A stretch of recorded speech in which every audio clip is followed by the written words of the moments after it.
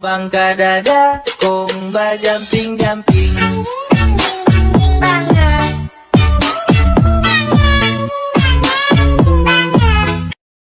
Assalamualaikum warahmatullahi wabarakatuh. Saudara-saudaraku sebangsa setanah air, dimanapun jenengan berada dan saat ini, semoga jenengan bahagia dan selalu enjoy dan bahagia bersama keluarga dan selalu bersyukur. Dan saya doakan jenengan semua yang nonton video ini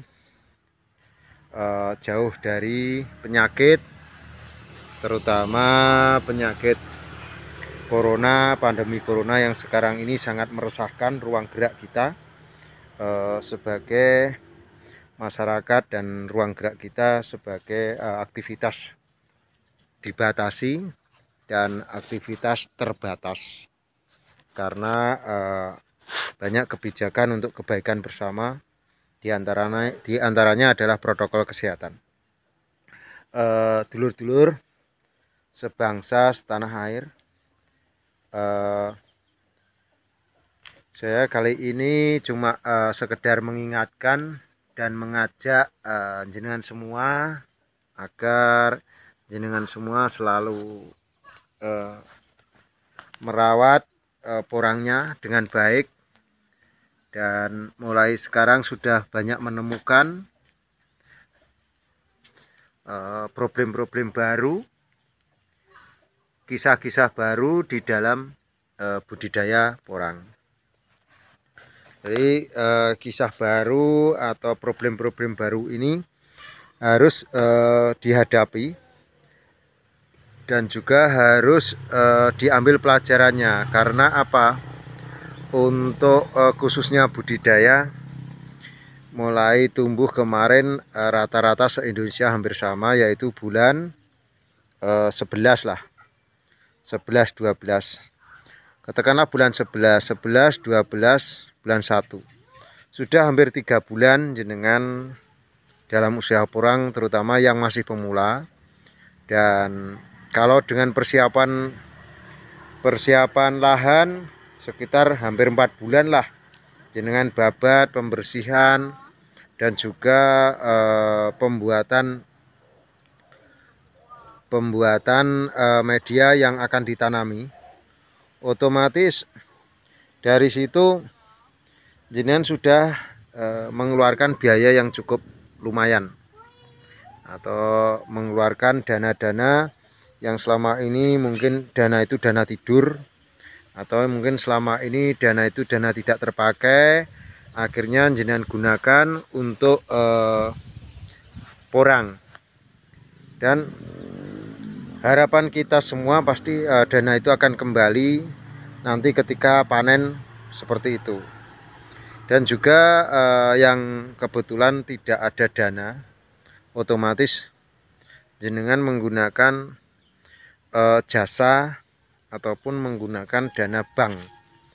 Dari dana bank yang dipergunakan, termasuk kita kredit atau hutang bank, kita juga dengan anggunan baik itu menggunakan sertifikat BBKB maupun mencari dana-dana kepercayaan dari relasi maupun dari teman, dari saudara, atau IMF. Jadi istri, mertua, dan family. Jadi kita menggunakan dana IMF, bukan IMF yang utang Bank Dunia, itu bukan, tetapi IMF milik istri, milik mertua, dan milik family atau keluarga. Otomatis ketika kita menggunakan dana dari pinjaman, atau katakanlah pinjaman seperti itu dari family maupun pinjaman dari saudara, otomatis itu akhirnya juga menjadi beban pikiran kita. Apalagi jenengan pemula yang spekulan, jenengan pemula yang spekulasi menggunakan dana ini nanti kembali ndak. Jadi bahkan untuk kita sudah spekulasi hasilnya belum menentu dan harga belum tahu. Harga kita belum tahu harganya nanti di kisaran berapa, karena kemarin kita beli bibit katakanlah mulai 80.000 katak sampai katak harga 450. Bahkan kemarin saya kedatangan tamu dari Jombang, Jawa Timur, itu mengatakan bahwa temannya membeli katak itu seharga 500.000 per kilo. Wow, 500.000 lur. Tetapi itu memang istilahnya ya genteni lah. Jadi dari temannya gitu, akhirnya sampai ke dia itu sampai seharga 500.000. Nah, jadi 1 kilo saja 500.000, bahkan itu isinya paling antara 100 sampai 700-an lah kalau kata lah itu. Nanti itu per bijinya berapa bisa dihitung sendiri. Kalau 100 berarti satu biji 5.000. Jadi satu biji kata itu 5.000 rupiah. Dan per hari ini polybagan cuma 3.000 rupiah, berarti bahkan sudah hidup seperti ini. Ini polybag cuma 3.000 rupiah, ambil di tempat, pilih sendiri seperti itu. Jadi untuk dulur-dulur sekalian, kita juga harapannya kembali dana kita, dan untuk itu makanya kita harus poso, harus kita rawat dengan bagus, dan harapannya kita harus profesional dalam artian mengembalikan dana itu, dan juga akhirnya kita setelah dana itu kembali lah, kapan itu dana kembali. Sedangkan banyak di konten saya sudah mengulas menggunakan dana yang 2 tahun, jangka 2 tahun baru lunas, itu sudah ada. Saya rilis tahun 2019, mungkin bisa dicek di konten saya. Dan juga tanpa modal tapi bisa bertani porang, itu juga ada di tahun 2019 konten saya, bisa jenengan cek. Jadi tanam porang tanpa modal. Tapi hal semacam itu kalau belum menguasai, mungkin juga bisa mengatakan itu hoak, itu nggak mungkin, dan itu mengada-ngada seperti itu. Tetapi kalau jenengan memahami dengan sesama, mungkin oh iya bisa. Jadi sesuatu yang nggak mungkin bisa menjadi mungkin. Dan saya harapkan kalau di dunia perporangan kita jangan seperti menghitung matematika lor. Jadi sekian tambah sekian menjadi sekian, dan akhirnya katakanlah kita menghitung hasil saja, jangan. Tetapi kita lambari usaha juga doa lor. Kita harus selalu berdoa dan bersyukur, dan juga kita sayangi tanaman kita yang sudah 3 bulanan ini kita ramut. Sudah 3 bulanan ini berarti porang kita membutuhkan apa. Misalnya membutuhkan nutrisi, ya kita kasih nutrisi. Nutrisi apa yang dibutuhkan itu harus kita pelajari. Misalnya daunnya agak kuning, itu berarti nutrisi yang dibutuhkan unsur N. Misalnya daunnya loreng-loreng berarti kurang fosfat dan lain sebagainya, dan mungkin bisa ditambah dengan CPT dan sebagainya. Dan sekarang sudah zamannya media sosial lor, sudah zamannya jenengan belajar dari YouTube juga bisa, dari Google juga bisa, jenengan belajar dari Facebook juga bisa. Grup-grup orang sudah bertebaran.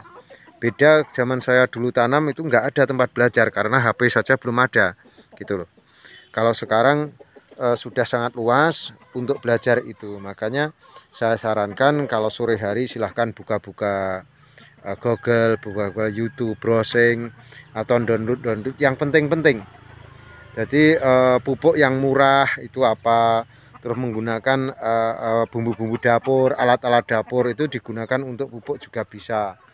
Dan juga perlakuan-perlakuan yang sederhana. Jadi kita harus berinovasi sebagai petani yang kepepet, karena siapa yang istilahnya orang kepepet itu cerdas lho. Karena apa? Dia kepepet mau mencari modal yang seperti teman-temannya juga nggak ada.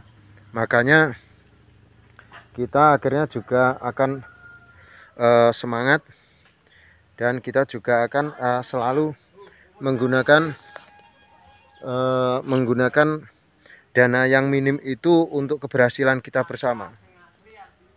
Jadi untuk dulur-dulur sekalian, seyogyanya kita harus selalu belajar, dan kita jangan munafik dan jangan terlalu menampilkan teori-teori yang lain. Perbedaan itu adalah rahmat loh.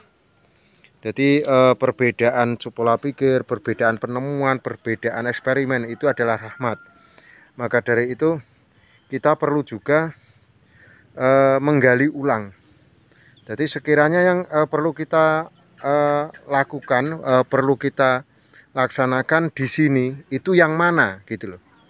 Jadi kalau sekiranya kita bisa di daerah jenengan ada jenis-jenis calon pupuk NPK, calon-calon CVT yang murah meriah dan kebetulan ada di situ melimpah, itu bisa kita gunakan. Begitu juga dengan perbanyak bibit. Jadi perbanyak bibit juga boleh-boleh saja, sah-sah saja. Nggak ada yang nggak mungkin. Jadi misalnya pakai umbi belah, katak pecah, dan juga menggunakan normal juga boleh. Terus kita juga pakai kultur jaringan juga bisa. Maka dari itu kita harus belajar terus. Jadi jangan antipati pada salah satu teori. Tetapi kalau menggunakan eksperimen atau coba-coba itu jangan skala yang besar loh. Jadi dari permodalan, kita spekulasi boleh, tetapi jangan terlalu lah. Kalau kita terlalu spekulasi, akhirnya kita akan menemui kegagalan. Kalau nanti kita gagal, nanti kita akan menangis keras. Jadi begitu dulur-dulur, semoga ulasan sore hari ini bermanfaat, dan salam santun dari Madiun, salam cerdas luar biasa, petani itu bebas, petani itu cerdas. Wassalamualaikum warahmatullahi wabarakatuh. Suwun.